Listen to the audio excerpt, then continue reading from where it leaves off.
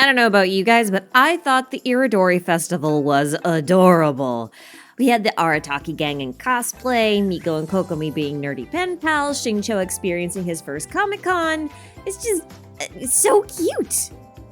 Of course, it wasn't all fun and games. There was an unexpected amount of lore dropped in this event, which I think is going to serve as significant foreshadowing for some future patches, and it also gave us some new information about Kazuha, who we now know is actually a bit more important than initially thought, and not just because he blocked the Musou no Hitotachi in the Archon quest. That's a separate thing altogether, but we'll talk about his importance in another video. I just wanted to mention it here because it came up in the festival. For now, let's just have a quick recap of the events of the Irodori Festival, and then later on, we'll speculate a little bit on some of the more vague lore bits that we've been given.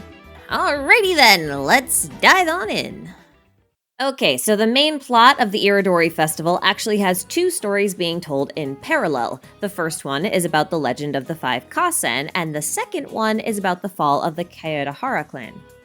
Now, there are a lot of variations of the Five Kasen's legend, but the one that we're told is one where Akihito is framed and exiled after being falsely accused of plagiarism.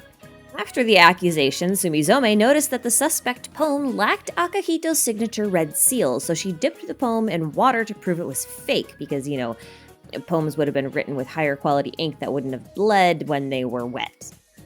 Ao no Okina witnessed this event and recorded Sumizome's findings in another poem that was then compiled in a book that Suiko was supposed to present to the shogun. But Ao no Okina was threatened by a nameless figure the night before, supposedly Kuronushi, and he ended up removing the poem that he wrote about Akihito being framed from the book. What, you didn't realize the cutscene was told out of order? Yeah, okay, neither did I at first. Well, anyway, this legend serves as a perfect parallel to the events of the actual Irodori Festival. See, just before the festival began, it was discovered that a Fatui spy, who we'll talk about later, had been breaking into the warehouse where the Kayodahara family's belongings were being stored. The Fatui spy seemed to be searching for something, but they never actually found it. Eventually, they had to leave by boat, and Ayato decided to let them leave since they hadn't actually achieved their objective. He also conducts his own investigation and, with the help of Yae Miko, decides to overly complicate a pretty simple situation by sending the Traveler and Co. on a very weird scavenger hunt. During this time, Venti loses his visa letter because he was drunk. He finds it eventually, but in the process he's more or less assigned the role of Suiko, who also lost a very important thing because he was drunk. In addition, Venti notes that he vaguely recalls some information regarding the books that were stolen from the warehouse that he was found in, just like Suiko remembered a figure the night the poem was stolen. So, parallels. Anyway, as it turns out, the books were ones that were written by Xingqiu, who also stole them at the request of his editor because his editor messed up and promised a live book signing that Xingqiu was having a really hard time delivering on because of his really poor calligraphy skills. So because he stole the books at someone else's request, he was assigned the role of Ao no Okina because that's what happened to him too. The next day, Kazuha arrives and is immediately assigned the role of Akihito, even though he hasn't really done anything yet.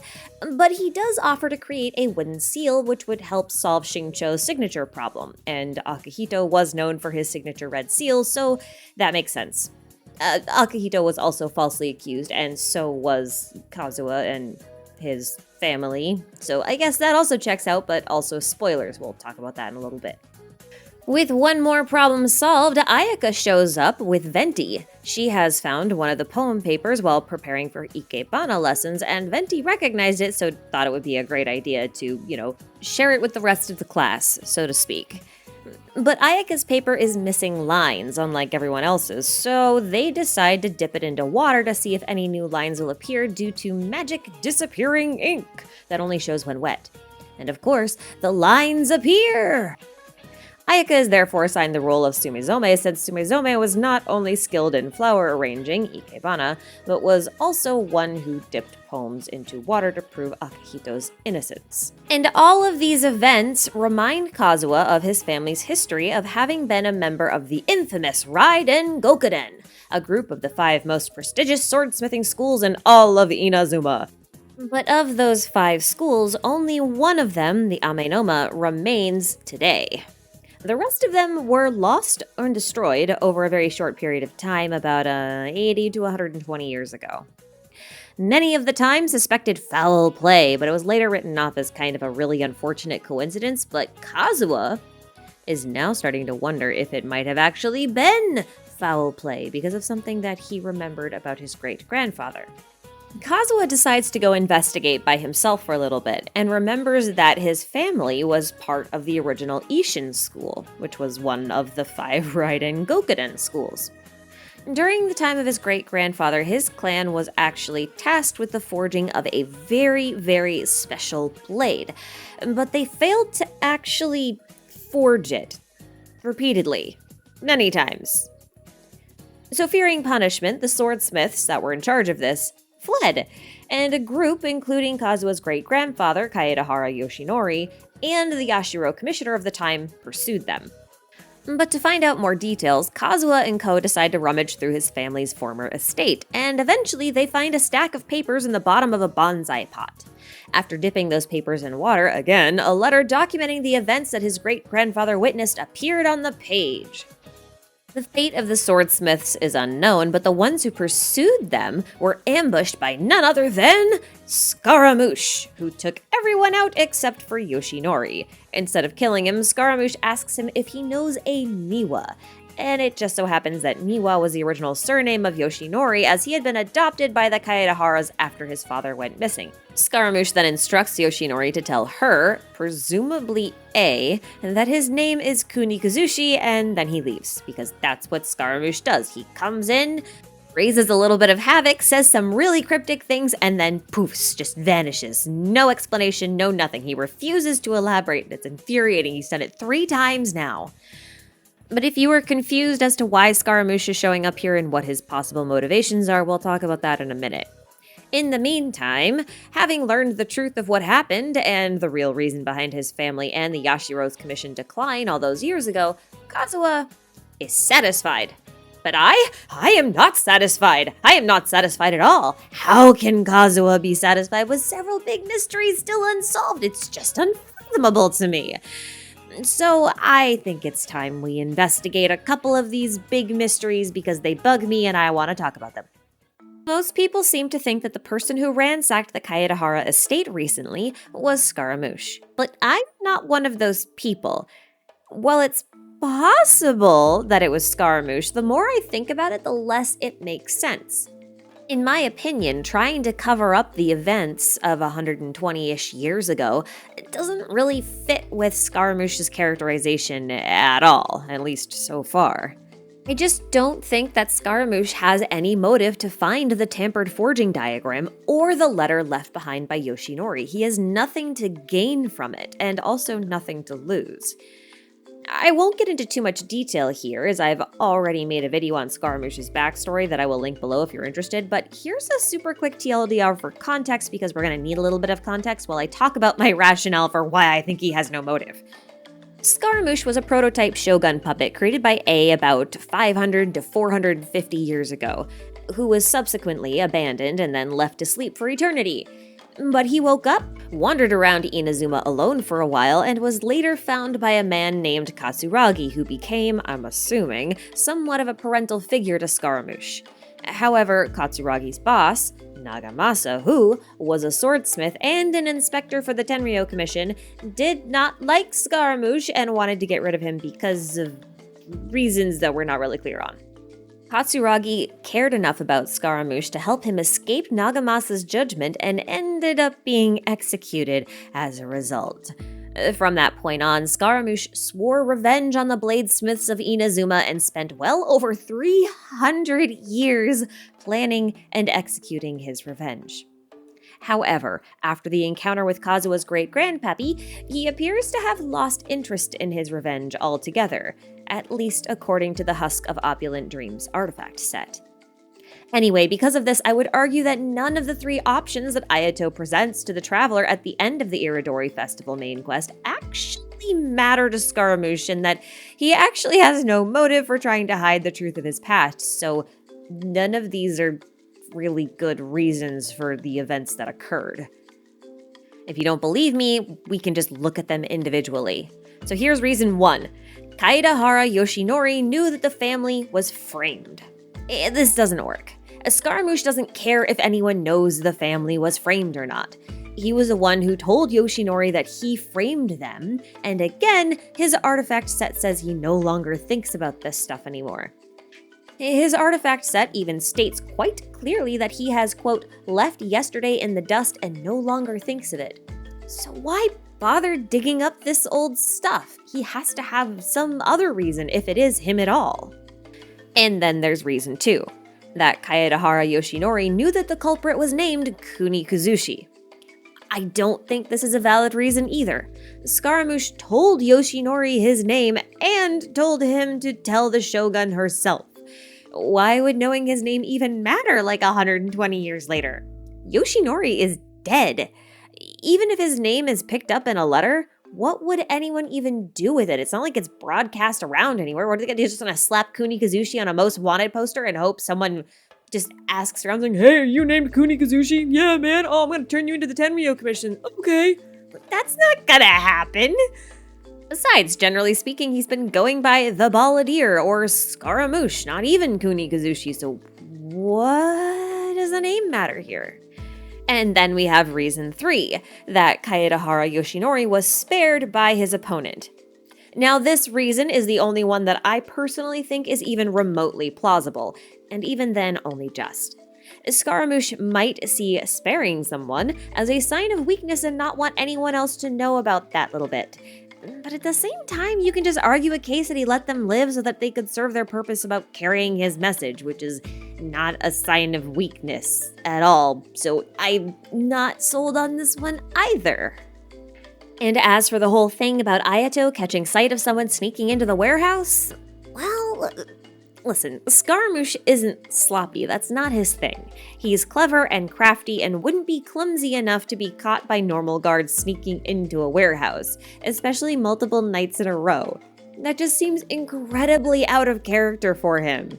He's not that careless. And also, Scaramouche already got what he wanted. He got the destruction of the Raiden Gokaden, and then he decided that the whole thing was rather dull, he got the Gnosis he always wanted, and left Inazuma. This is stated very clearly in his artifact set, so what does he care if the truth comes out? Unless you really want to try and convince me that he's now got a guilty conscience because he finally got his Gnosis heart, I'm still so skeptical that it was him. Who was actually rummaging through Kazuha's stuff if it wasn't Scaramouche? To that, I would like to propose that the culprit was Child. Okay, so hear me out. We already know that Child has been specifically tasked with finding Scaramouche because he disappeared with the Gnosis, and we know that the Tsaritsa wants the Gnosis, so she probably went to Child and went like, hey, dude, where's my missing Gnosis? And he's like, well, I don't know, Scaramouche had it. And she's like, well, where is he? He's like, I don't know, he went missing. Well, go find him then. And Child's like, okay, I'll go find him. And we know all of this thanks to the Shiki Taisho event. Now note, Child is not a good spy, and he's not the stealthy type. If you remember back to the Archon quest when he was gonna sink all of Liyue Harbor, remember that? The Traveler and literally everyone else around him was suspicious of him the entire time. There was never a moment where someone was like totally enamored and happy about Child being there and thought he was a totally good dude. That did not happen. The fact that even while just wandering around like normal, everyone was super suspicious of him just tells you immediately that he's not a good spy. He's not good at like staying under the radar or anything. He's a brute force kind of guy. Or sometimes I guess you could argue that he could try to charm his way in, but I don't even know if he can do that. He just buys his way in with a lot of mora, which I don't know. Anyway, the point is he's not skilled in stealth. He could easily be caught, and he has access to lackeys and grunts if he really wanted somebody else to do the job for him, and who knows how skilled they are. And we also have to remember that the rather aged notes that you can find all over Tatarasuna that talk about Scaramouche's history are labeled as being plundered during a recent raid on the Fatui, meaning that they were already in the Fatui's possession. So even if it wasn't Child that was rummaging through all this stuff, Child would have still probably had access to them, and could have been trying to use them to predict where Scaramouche may disappear to, or what his weakness was, right? But the notes themselves are rather vague and would have been some of the only records that Child would have had access to, so it's very likely that Child doesn't know most of the details of what went down or Scaramouche's motivations or anything, so he could easily miss important documents like Yoshinori's letter if he doesn't know exactly what he's looking for. Further evidence to support the fact that the person who ransacked the Kaedahara estate was not Scaramouche is this line that you can get if you examine the likeness of Kuronushi after talking to Ayato. The line reads, "The way Ayato puts it, it seems that the person who tried to furtively search for the secret was a Fatui spy, but, quote, who would want to hide Kunikuzushi's past?" This line is almost explicit in suggesting that there is someone who is not Scaramouche involved here. Even if it's not Child, this heavily implies that the person Ayato saw was not Scaramouche. It was a Fatui spy. Or that there were two people breaking into the warehouse at separate times, Scaramouche being one of them, and later a Fatui spy, but this seems a little bit unlikely to me. And I'm sure you're all wondering that if it's not Scaramouche who was rummaging through all the stuff, then how in the heck did Albedo know what Scaramouche looked like in order to paint the portrait of Kuronushi? And that one's really easy to answer. He just had to ask Yae Miko. Remember from earlier that Miko and Ayato conspired on the whole Five Kasen thing together.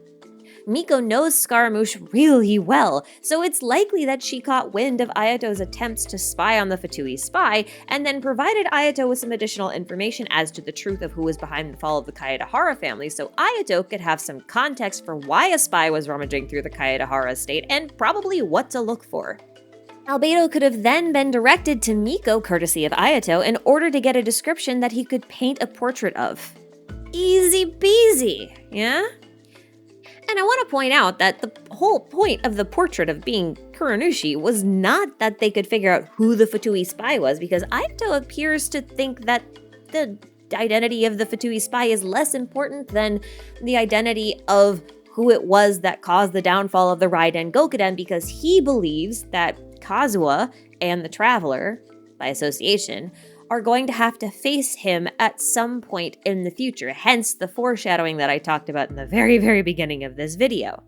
And that is why I don't think it was Scaramouche that was going through all of the stuff in the Kaedahara estate. I think he's been long gone for a while. But I digress. Now that I've established my stance on why Scaramouche probably doesn't care enough about this 100-year-old event to actually bother rummaging through someone's old stuff in order to hide it, let's talk about the reason Scaramouche abandoned his original revenge plan of destroying the Raiden Gokaden in the first place.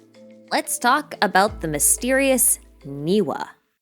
There is a lot of speculation on who or what Niwa is in relation to Scaramouche, since that name came up the moment he changed his mind about destroying what was left of the Raiden Gokaden. So far, I know of two popular theories. The first theory is that Niwa is a surname of Katsuragi, and Scaramouche didn't want to kill any of Katsuragi's descendants because, he likes Katsuragi. This is pretty unlikely since Katsuragi is already a surname, and it'd be kind of weird if his whole name was just two surnames put together. It's possible, but not really plausible.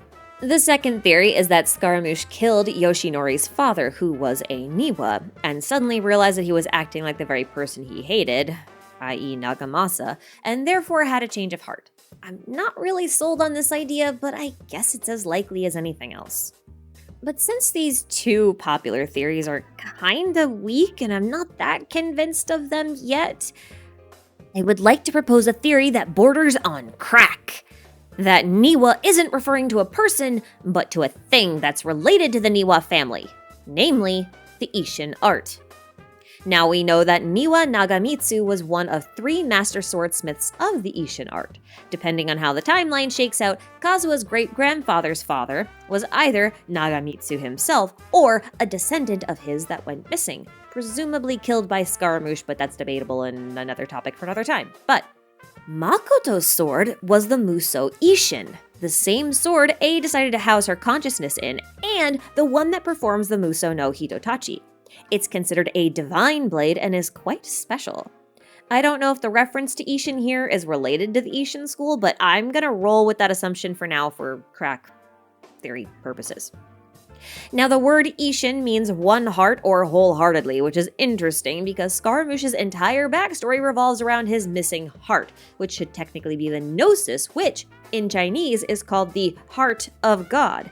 It's even in his constellation, which depicts a doll holding a heart. And yes, that is his constellation, and yes, it's adorable. In light of this, I'm hypothesizing that the Isshin school may have been the closest to the Shogun herself. So, when Scaramouche tells Yoshinori, "Tell her my name is Kunikuzushi," he may have done so because he knows that they can get the message to A, and that he may not have meant to destroy this particular branch. Now, I'm mostly speculating on this because it's possible that Scara wanted a dimension-splitting sword of his own, but that's a bit of a stretch even for me, although that would be really cool. Anyway, when you really stop to think about it, this might actually be batshit and still work. Because see, the other surviving art, the Ame Noma, is run by a dude at the smithy in Inazuma, and that guy shares a few design elements with Scaramouche, which is most explicitly shown by the purple and white ropes that he wears. I'm pretty sure that in the context of Scaramouche, and technically Ito because he has them too, that these are supposed to be kabuki references, but I think it's kind of interesting that there's an overlap here. It's also worth noting that the Ame Noma means divine eye, which is very similar to the Eye of God title given to visions in Chinese. So, if you think of Ame Noma as an eye and Isshin as a heart, then these might be references to Scaramouche receiving a vision and shelving his Gnosis heart since the Isshin art was never actually destroyed but instead shelved? Okay. Crackpot theories aside, there could be a much simpler explanation. While Niwa is probably not Katsuragi's surname, there were two other people present with Katsuragi Nagamasa and Scaramouche all those centuries ago, namely Kinjiro and Nozomu. We don't have recorded surnames for either of them, and we don't really know much about either of them, but they were friends of Katsuragi, and they could have been a Niwa. Maybe Scaramouche just doesn't want to kill any of Katsuragi's friends' descendants, although, again, it's so much of a stretch. But regardless of who or what Niwa is, there is no denying that they play a significant role in the reason why Scaramouche had a sudden change of heart that day. But you know, at the end of the day, the Iridori Festival actually gave us a preview of what's to come. A grand finale to the Inazuma story chapter, complete with a Scaramouche boss fight featuring Kazuha. You know, since Kazuha did promise to take action should the perpetrator of his family's fall ever show up again. And, you know, Genshin's limited time events always seem to act as teasers or previews for future patches, and I actually want to explore this at length, but it's going to be in its own video because I have a lot to say, so stay tuned for that. For now, I'm off to write more on the little murder munchkin and his perpetually zenned out foil. So thanks a bunch for watching this video, guys. I'll catch you in the next one where we talk about the finale to the Inazuma story chapter in preparation for Sumeru. I'll catch you all on that one, guys. I'll see you later. Goodbye.